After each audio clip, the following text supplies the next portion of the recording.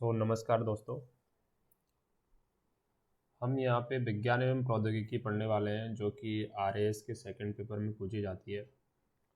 RAS के mains के जो पेपर होता है उसमें 25 नंबर की सीधा सीधा टेक्नोलॉजी से क्वेश्चंस आते हैं और प्री के अंतर्गत 8 क्वेश्चन होते हैं जो सीधे टेक्नोलॉजी से रिलेटेड टू करंट अफेयर्स पूछे जाते हैं, यानी जो करंट में जो चल रहा होता है उसके रिगार्डिंग क्वेश्चंस है वो पूछे जाते हैं। तो हम यही सीरीज स्टार्ट करने वाले हैं।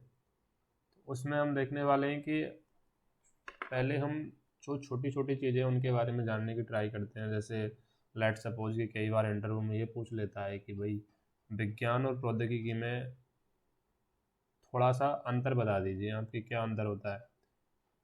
हालांकि आपको प्रौद्योगिकी के बारे में सब कुछ आता है, आपने सारे क्वेश्चंस बनाए हुए हैं मेंस में प्रौद्योगिकी से रिलेटेड या विज्ञान एवं प्रौद्योगिकी से रिलेटेड जो भी क्वेश्चन आए वो सारे बनाए हुए हैं। लेकिन कई बार इंटरव्यू में ये पूछ लिया जाता है कि विज्ञान क्या होती है, प्रौद्योगिकी क्या होती है, तो हम सिर्फ उसी के बारे में डिस्कस करने वाले हैं।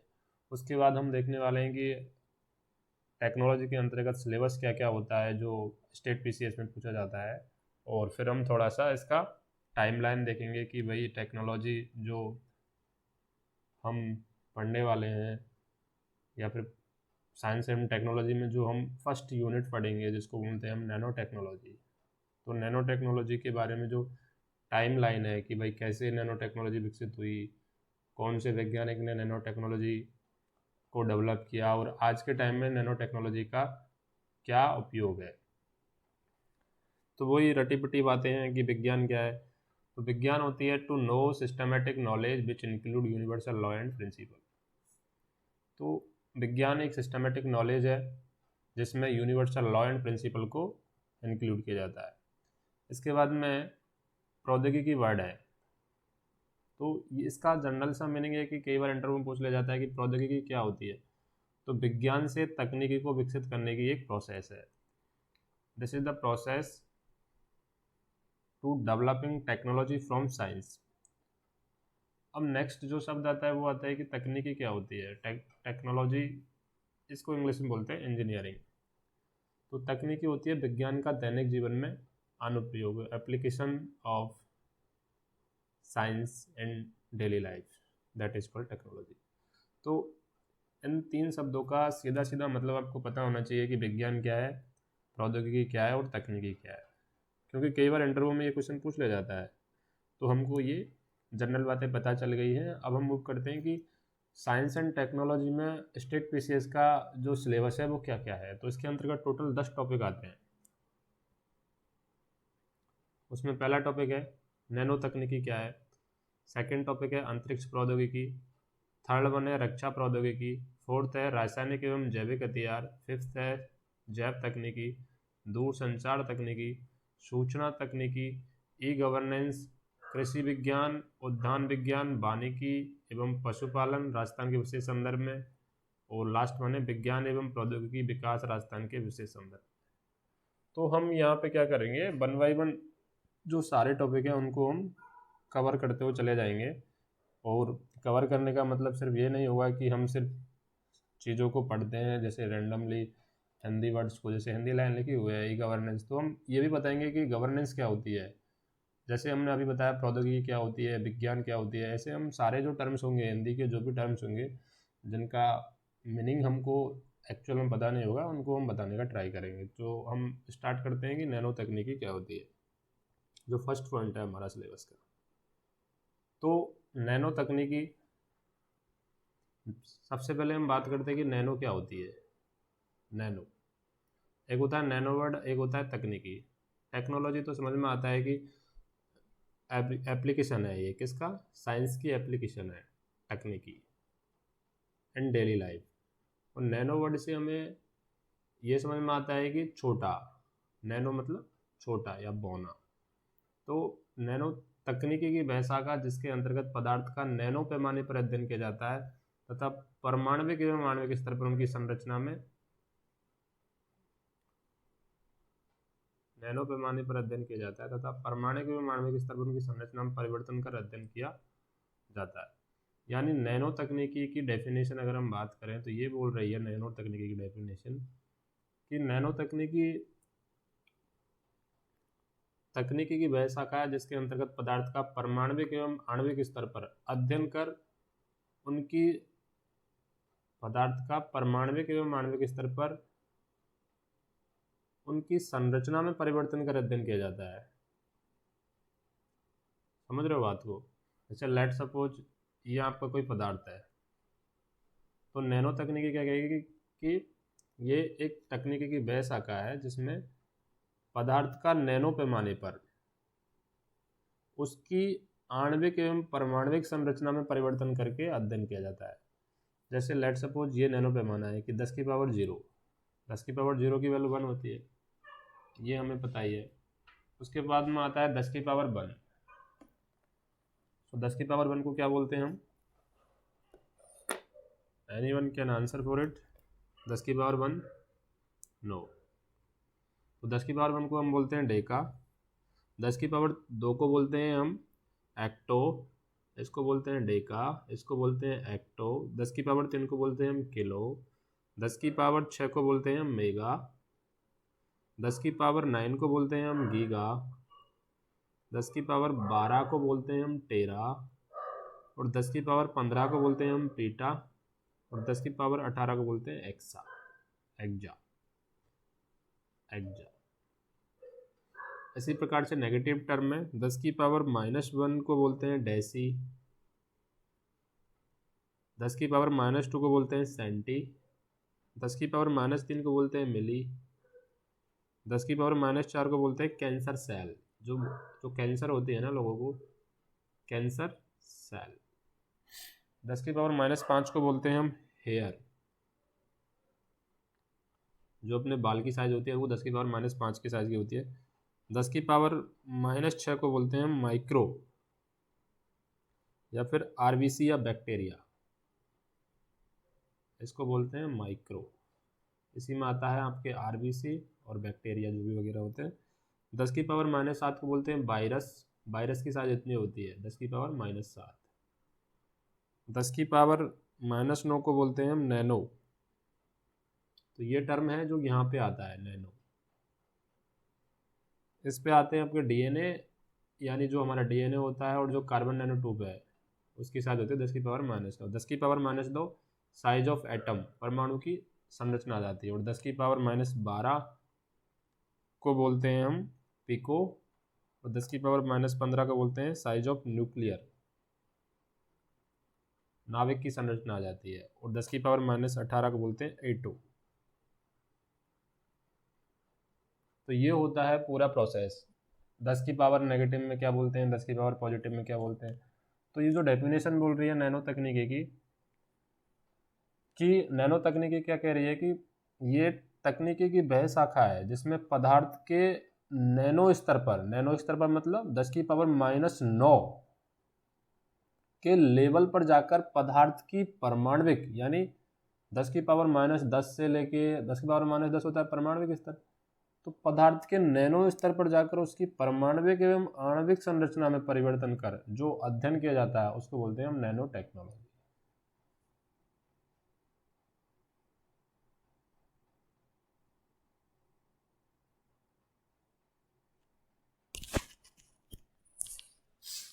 उसको बोला जाता है नैनो टेक्नोलॉजी।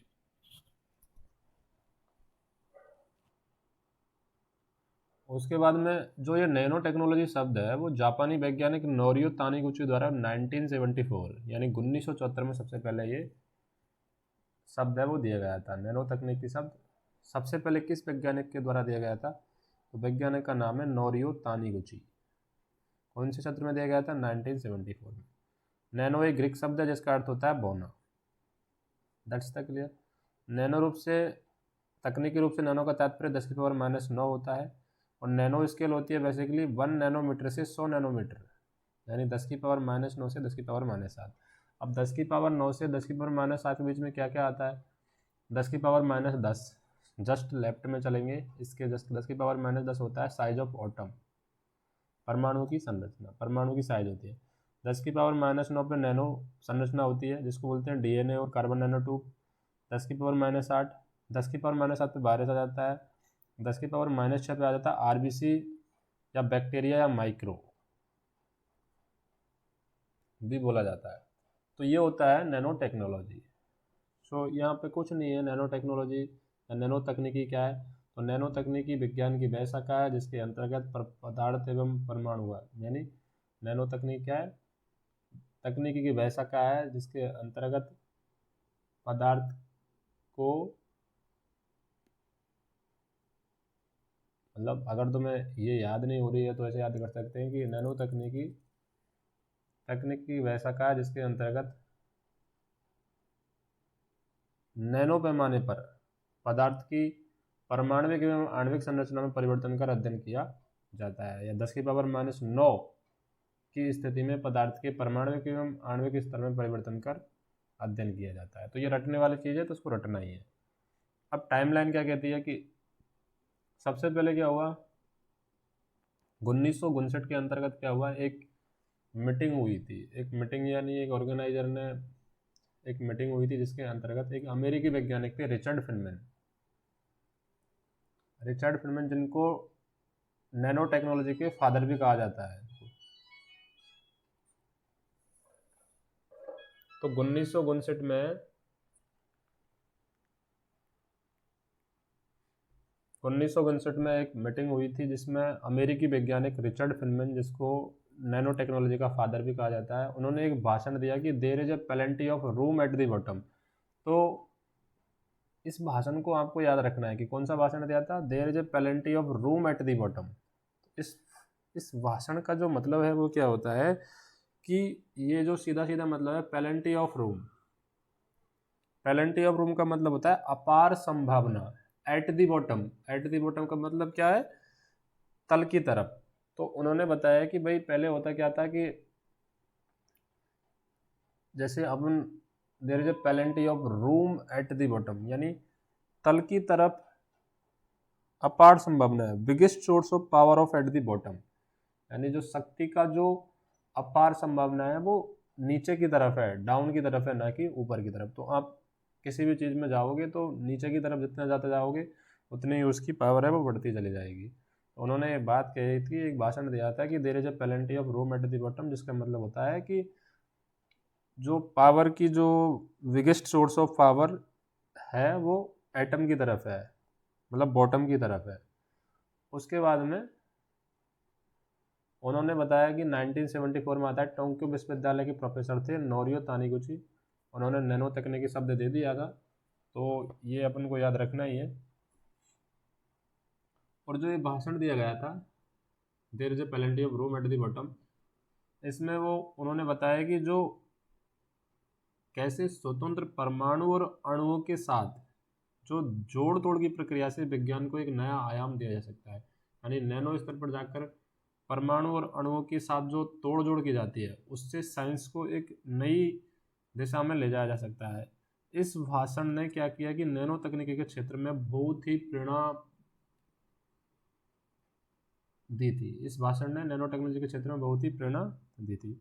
इसके बाद में 1974 में टोक्यो विश्वविद्यालय के एक प्रोफेसर आए जिन्होंने नोरियो तानीगुची, जिन्होंने नैनो तकनीकी शब्द दिया था।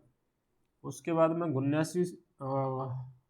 1981 में 1981 में स्कैनिंग टनलिंग माइक्रोस्कोप और ऑटोमिक फोर्स माइक्रोस्कोप, यानी दो ये माइक्रोस्कोप बनाए गए थे। एक का नाम था स्कैनिंग टनलिंग माइक्रोस्कोप जिसको 1981 में बनाया गया था। सेकंड था ऑटोमिक फोर्स माइक्रोस्कोप जिसको 1982 में बनाया गया था। तो 1981 से पहले क्या होता था कि हम परमाणु एवं अणु के भीतर तक चित्र लेना संभव नहीं था। किसी भी तरीके से हम परमाणु और अणु के भीतर देख पाना संभव नहीं कर पाते थे। लेकिन स्कैनिंग टनलिंग माइक्रोस्कोप और एटॉमिक फोर्स माइक्रोस्कोप आने के बाद में हमने क्या किया, परमाणु एवं अणु के भीतर तक चित्र लेना भी संभव कर दिया। 1985 में उसके बाद बकीबॉल या बकमिंस्टर फुलरिन राइस यूनिवर्सिटी के एक वैज्ञानिक थे। राइस यूनिवर्सिटी यूएसए, राइस मतलब यहाँ पे क्या है, एक पर्सन का नाम है। तो राइस यूनिवर्सिटी के एक वैज्ञानिक थे बकीबॉल बकमिंस्टर फुलरिन।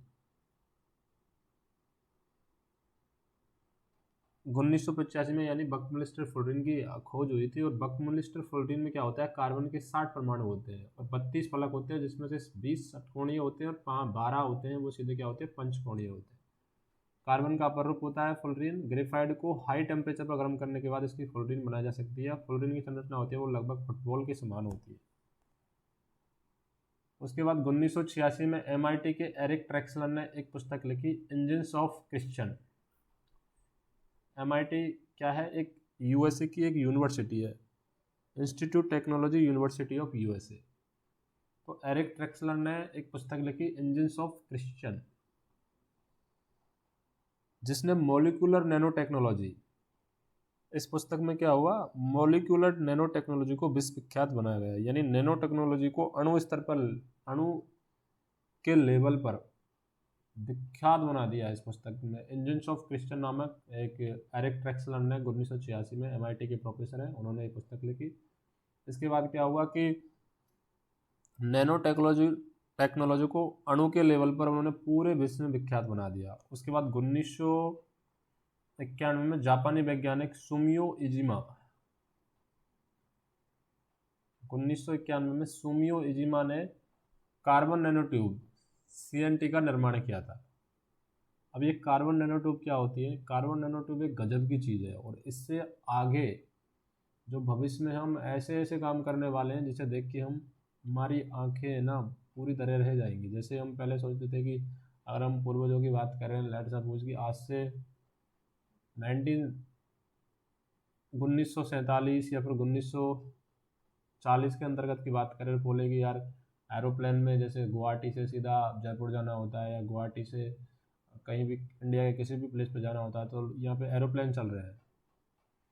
तो पहले के लोगों को एरोप्लेन की संभावना करना एक अलग ही विचित्र दुनिया में जाने के बराबर था। इसी तरह कार्बन नैनो ट्यूब की सहायता से आगामी 20 से 30 साल में ऐसा होने वाला है कि हम लोगों को ये लगेगा कि यार ये तो पॉसिबल ही नहीं है, कैसे हो पा रहा है। तो कार्बन नैनो ट्यूब एक गजब की चीज़ है।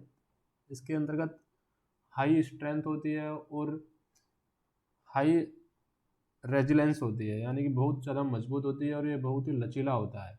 इस वजह से कई बार इसी कार्बन नैनो ट्यूब की सहायता से क्या हुआ कि कई बार सोचा कि यार स्पेस में हम हर बार जो वैज्ञानिक होते हैं वो भेजते हैं, रॉकेट भेजते हैं, कुछ मिसाइल्स वगैरह भेजते हैं। तो एक बार मीटिंग हुई थी कि भाई कार्बन नैनो ट्यूब की सहायता से हम एक लिफ्ट ही बना दें ना स्पेस में। तो उस पर विचारधारा चल रही है अभी कि हम किसी भी तरीके से कार्बन नैनो ट्यूब की सहायता से हम एक लिफ्ट ही बना दें स्पेस में जाने के लिए। 1991 में जापानी वैज्ञानिक सुमियो इजिमा ने कार्बन नैनो ट्यूब CNT का निर्माण किया। और 1900 कार्बन नैनो ट्यूब बेसिकली होता क्या है, कार्बन नैनो ट्यूब एक कुछ नहीं होता, एक ऐसा नैनो पदार्थ है जो बहुत मजबूत होने के साथ साथ बहुत फ्लेक्सिबल होता है। यानी हाई स्ट्रेंथ होती है इसकी, हाई रेजिलेंस होता है इसके अंतर्गत। जो ग्रेफिन शीट होती है, ग्रेफिन शीट को हम रोल्ड अप करके कार्बन नैनो ट्यूब बना सकते हैं। ग्रेफिन शीट होती है ना, ग्रेफिन शीट को रोल्ड अप करके हम कार्बन नैनो ट्यूब बना सकते हैं। और 1992 यानी 1992 में nano structured catalyst material MCM41 MCM48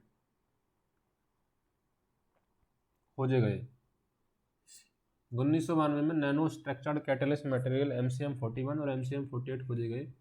ये नैनो स्तर के उत्प्रेरक हैं जो कच्चे तेल के शोधन यानी ड्रग डिलीवरी, जल प्रसंस्करण में उपयोग किए जाते हैं। 1992 में क्या हुआ, नैनो स्ट्रक्चर कैटलिस्ट मटेरियल का मतलब क्या होता है, ये ऐसे उत्प्रेरक हैं, ऐसे उत्प्रेरक पदार्थ हैं जिनकी संरचना नैनो स्तर की है। MCM41 MCM48 ऐसे उत्प्रेरक पदार्थ हैं जिनकी संरचना नैनो स्तर की है, 10⁻⁹ के स्तर की है। उत्प्रेरक क्या होता है, उत्प्रेरक बेसिकली अभिक्रिया को बदल देता है, या तो कम कर देता है या फिर ज़्यादा कर देता है। इनका उपयोग क्या क्या किया जाता है, कच्चे तेल के शोधन में। अब कच्चे तेल के शोधन में जैसे कि अपन को पेट्रोल है, डीजल है, वैक्स है, इनके सीधा जो फिल्टर किया जाता है उनमें उपयोग किया जाता है। ड्रग डिलीवरी, ये ड्रग डिलीवरी वो नहीं है जो कि अफीम गांजा होती है। ड्रग डिलीवरी मतलब आपकी बॉडी के किसी भी पार्ट को पर्टिकुलर कोई औषधि पहुंचानी है, बॉडी के अंतर्गत किसी पर्टिकुलर अंग तक कोई दवा पहुंचानी है, तो इसमें MCM 41 और MCM 48 का उपयोग किया जाता है। और जल प्रसंस्करण यानी वाटर ट्रीटमेंट में भी इसका उपयोग किया जाता है।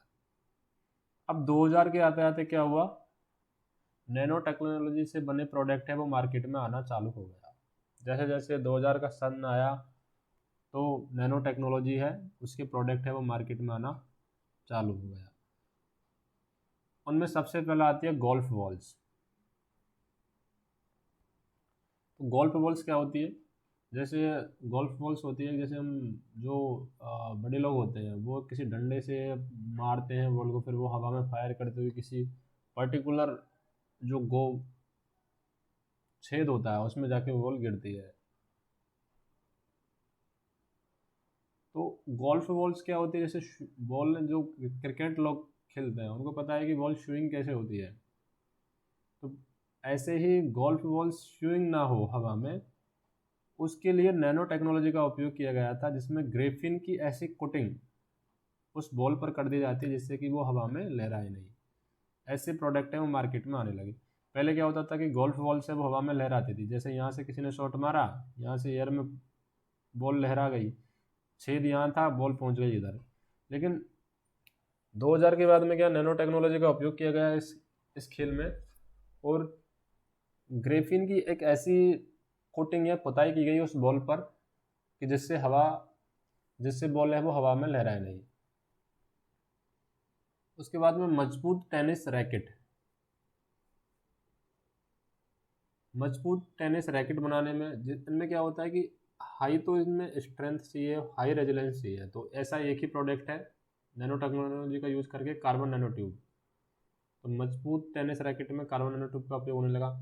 नैनो सिल्वर एंटी बैक्टीरियल मोजे। नैनो सिल्वर एंटी बैक्टीरियल मोजे जिनको बोलते हैं बिना गंध वाले मोजे। अब सिल्वर एक ऐसी चीज़ है कि जिसको हम नैनो स्तर पर अगर ले जाएं और उसकी संरचना में परिवर्तन करें तो वो बैक्टीरिया की ग्रोथ को रोक देता है। तो बैक्टीरिया की ग्रोथ को अगर वो रोक देगा तो गंध नहीं आएगी। तो anti nano silver anti bacterial मोजे 2000 के सत्र में आना प्रारंभ हो गए।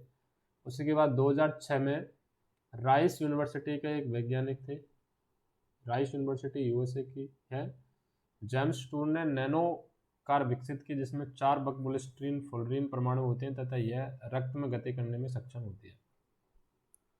2006 के अंतर्गत क्या हुआ, यूएसए के एक वैज्ञानिक थे, यूएसए की राइस यूनिवर्सिटी के वैज्ञानिक जेम्स टूर ने नैनो कार विकसित की जिसमें 4 बकबुलिस्ट्रीन फ्लोरीन परमाणु होते हैं तथा यह रक्त में गति करने को सक्षम होती है। जैसे किसी का रक्त के थक्का जम जाता है तो देन ये नैनो कार है वो इंजेक्शन की सहायता से उस पर्टिकुलर जगह पर भेज दी जाती है जिससे रक्त में गति करने में सक्षम हो जाती है। तो ये तो था इसकी पूरी नैनो टेक्नोलॉजी की टाइमलाइन। अब हम बात करते हैं कि यार मजबूत टेनिस रैकेट बनाना है तो उसमें हम हाई ग्रेड स्टील है वो सबसे ज़्यादा मजबूत होती है। मजबूत टेनिस रैकेट के अंतर्गत क्या होता है कि जो हाई ग्रेड स्टील है वो मजबूत होती है और रबर है वो रेजिलेंस होता है। लेकिन कार्बन नैनोट्यूब ऐसी है जिसमें हाई रेजिलेंस भी होता है, हाई स्ट्रेंथ भी होती है। ये 2006 वाला फंडा तो क्लियर हो ही गया कि एक राइस मतलब कुछ नहीं है, राइस मतलब एक पर्सन का नाम है, यूनिवर्सिटी है यूएसए की, उसका एक वैज्ञानिक है जेम्स टूर, उन्होंने नैनो कार विकसित की। नैनो कार में होता है क्या, बेसिकली 4 बकमुलिस्टिन फ्लोरीन के परमाणु होते हैं जिससे कि रक्त में गति करने में सहायता मिलती है। रिवीजन करें तो 2000 में 3 प्रोडक्ट आए, उनमें पहला आया क्या, बकी बॉल आया, जो गोल्फ बॉल आया। गोल्फ बॉल में क्या हुआ, ग्रेफिन की उस पर पटाई कर दी गई जिससे बॉल हवा में नहीं ले रहा है। फिर मजबूत टेनिस रैकेट आया, इसमें कार्बन नैनो ट्यूब का उपयोग हुआ। नैनो सिल्वर एंटीबैक्टीरियल मोजे बिना गंध वाले, ये तो था 2006 के सत्र में। उसके बाद 1992 में क्या हुआ, nano structure catalyst material market में आए। तो नैनो स्ट्रक्चर्ड मतलब नैनो स्तर के उत्प्रेरक मार्केट में आए, उनमें MCM 41 MCM 48 था। तो इनका काम क्या था, कच्चे तेल के शोधन में काम आते थे, ड्रग डिलीवरी यानी किसी बॉडी के किसी पर्टिकुलर अंग में अगर कोई औषधि पहुंचानी है तो काम आएगा ये, जल प्रसंस्करण यानी वाटर ट्रीटमेंट में काम आता था। उसके बाद 1991 में एक जापानी वैज्ञानिक थे सुमियो इजिमा, तो उन्होंने कार्बन नैनो ट्यूब का निर्माण किया। अब कार्बन नैनो ट्यूब एक गजब की चीज़ होती है। जैसे अभी थोड़ी देर पहले हमने देखा कि ये मजबूत टेनिस रैकेट बनाने में भी इसका उपयोग किया जाता है। 1986 में एमआईटी एक संस्था है यूएसए की, उसके एरिक ट्रेक्सलर ने एक पुस्तक लिखी इंजन्स ऑफ क्रिश्चियन, जिसने मॉलिक्यूलर नैनो टेक्नोलॉजी को विश्वविख्यात बनाया। यानी नैनो टेक्नोलॉजी को अणु के लेवल पर पूरे विश्व में उसने उसका प्रचार प्रसार कर दिया। 1985 में वक्फुलस्टीन फुलरिन की खोज हुई और इस क्षेत्र में इस जो वैज्ञानिक था राइस यूनिवर्सिटी के वैज्ञानिकों ने वक्फुलस्टीन फुलरिन और इसकी संरचना की खोज की। उन्हें इस क्षेत्र में 1996 में रासायनिक का नोबेल पुरस्कार भी दिया गया था। 1981 से पहले क्या होता था कि हम परमाणु एवं अणु के भीतर तक चित्र लेना संभव नहीं कर पाते थे, लेकिन 1981 में स्कैनिंग टनलिंग माइक्रोस्कोप और एटॉमिक फोर्स माइक्रोस्कोप आए, जिसकी सहायता से हम परमाणु एवं अणु के भीतर तक चित्र लेना भी संभव कर पाए। 1974 में क्या होता था, टोक्यो विश्वविद्यालय के प्रोफेसर थे नाओरियो तानीगुची, जिन्होंने नैनो तकनीकी शब्द दिया सर्वप्रथम। और 1959 में एक सभा गठित हुई जिसमें बहुत सारे देशों के वैज्ञानिक गए हुए थे। उसमें एक अमेरिकी वैज्ञानिक था रिचर्ड फिनमैन, जिसे नैनो तकनीकी का फादर भी कहा जाता है। तो उसने एक भाषण दिया कि there is a plenty of room at the bottom, यानी कि शक्ति की जो अपार संभावना है वो तल की तरफ है। पहले क्या होता था, जैसे लेट सपोज कि नैनो टेक्नोलॉजी क्या है, 10⁻⁻9 है। अब दो प्रोसेस है यहाँ पे, दो प्रोसेस है 10⁻9 तक पहुँचने की, दो प्रोसेस है। या तो हम टॉप टू